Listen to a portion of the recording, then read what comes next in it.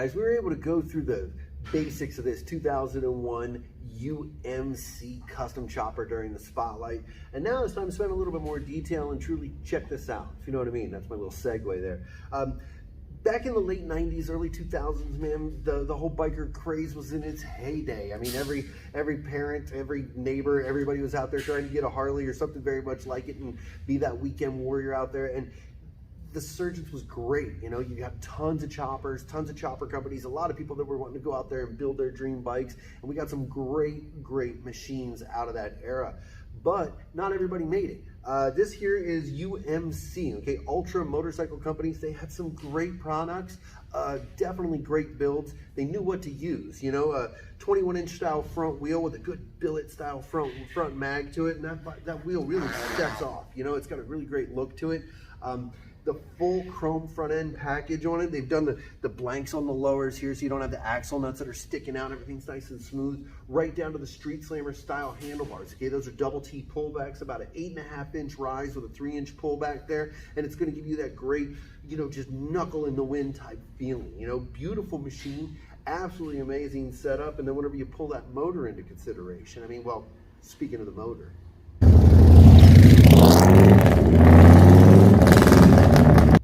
when it comes to motor choices when you're building a motorcycle, you've got tons of choices. I mean, Ultima's always been a good one. You know, RevTech has always been great. Personally, I don't know, man, maybe it's the old school in me. I've always been a big fan of the S&S setup. S&S powertrains are just iconic.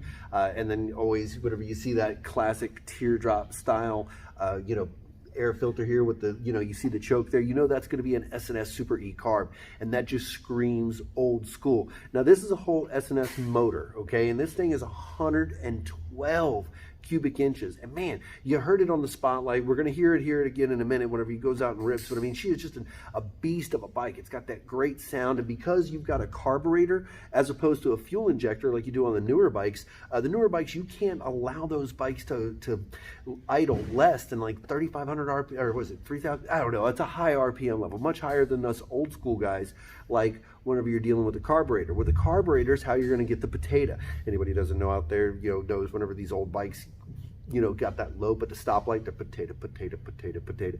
That's what you get when you've got a carbureted system, okay? And with the carburetor, you're going to get that feel, you know, that grumble. Well, you'll see here in a minute.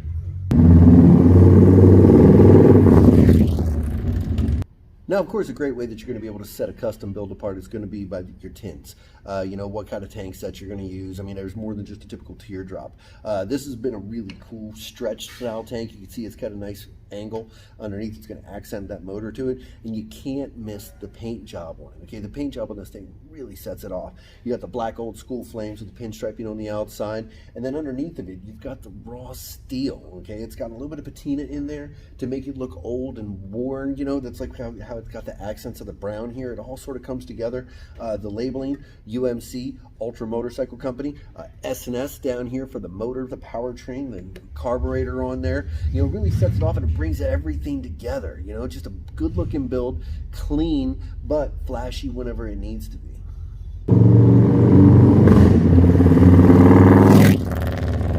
Now you've got so many different exhaust choices whenever you're building a machine, and it really matters on, you know, what kind of style you're going to try and achieve, what kind of performance you're wanting to try and achieve.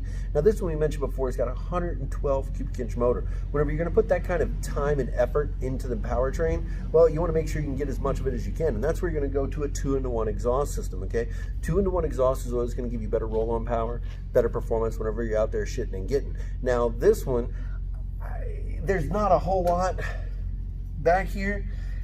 You see what I'm saying? There's not a whole lot of baffling or anything like that, so she is very loud. I mean, if you're the kind of guy, you know, like me, who likes to go past a bank whenever they're in the middle of their day and just rip the shit out of your motor and watch all the alarms set off, this is definitely the bike for you. I mean, she is just blatant in her obnoxiousness, and I've honestly got to say, I find that to be a huge selling point.